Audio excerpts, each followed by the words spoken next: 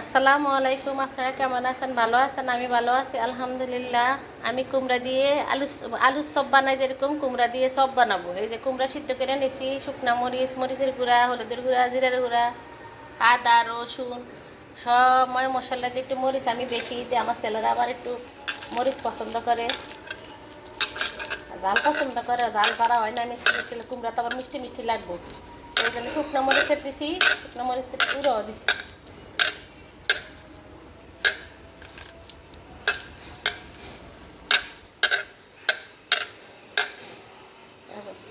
সব ভর্তার মতো বানিয়ে নিব,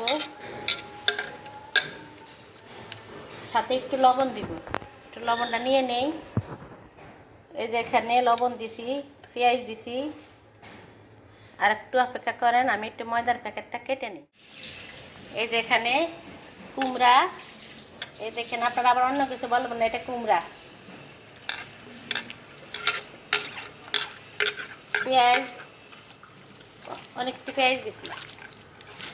পেঁয়াজ দিছি কারণ আছে, যদি পেঁয়াজটা মুখের মধ্যে পড়ে ভালো লাগবে। আদা, রসুন, জিরার গুঁড়া, হলুদের গুঁড়া, মরিচের গুঁড়া, লবণ সব দিছি। আপনাদের পরিমাণ মতো দিবেন মরিচ।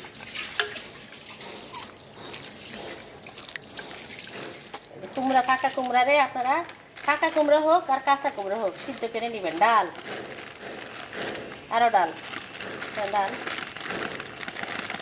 সাথে একটু বেকিং পাউডার দিব। আর একটু দে, আন্না আন্না।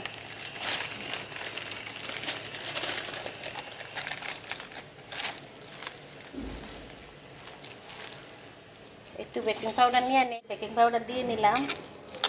বিল্ডিংয়ের আওয়াজে কিছু শোনা যায় না, রান্নাঘরের পাশেই তো কাজ চলতে আছে, এই জন্য। এই যে আপনারা এরকম নাস্তা বানিয়ে নেবেন। যে সমস্ত পড়লো ছেলে মেয়েরা কুমড়া খান না, কুমড়া খায় না, এইভাবে খালি পাকোড়া বানিয়ে খাওয়াবেন, দেখবেন খাবে। আর সস দিবেন সাথে। কুমড়া খাওয়া তো শরীরের জন্য উপকার, সব কিছুই শরীরের জন্য উপকার। বাচ্চারা তো সব কিছুই খাইতে হবে মিলিয়ে মিশিয়ে। না খাইলে আমি এইভাবে খাওয়াই, পাকোড়া বানিয়া সব কিছুর করে এটা খাওয়াইয়া দিই, বাস থাকেও না।